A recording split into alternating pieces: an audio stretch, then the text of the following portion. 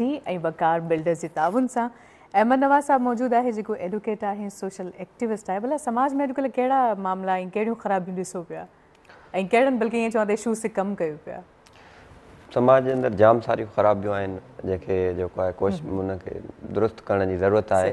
असां वटि जेको आहे तइलीम जी तमामु घणी खोट आहे ऐं उन जे लाइ जेको आहे जाम सारा स्कूल बंदि पियल आहिनि। हीअं जेका मुंहिंजी जेका कोशिशूं आहिनि, जेका कोशिशूं कयां पियो तइलीम जे हवाले सां, मुंहिंजी दोस्तनि जी जेका टीम आहे, असां सर्वे कयूं पिया सिंध जे मुख़्तलिफ़ इलाइक़नि में जेके बंदि पियल स्कूल आहिनि, त उन्हनि खे जेको आहे सर्वे करे मालूम कयूं त केतिरा स्कूल बंदि पिया आहिनि, केतिरनि में जेको आहे उहे बिल्डिंग्स बि न आहे या फर्नीचर न आहे। इन हवाले सां असांजी सर्वे हले पई।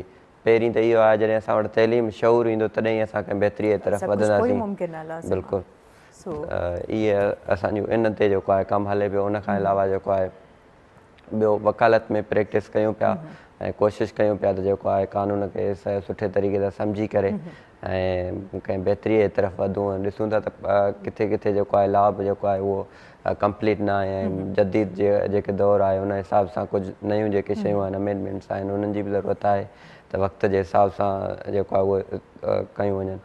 ऐं ॿियो तइलीम जे मैदान में जेको निसाब आहे असांजो, उनखे बि जेको आहे किथे न किथे माना उन्हनि में बि कमियूं असां किथे न किथे न मां सम्झां थी 99.9% तब्दीली जी ज़रूरत आहे। 1% जेकॾहिं रहे थो त इट्स ओके।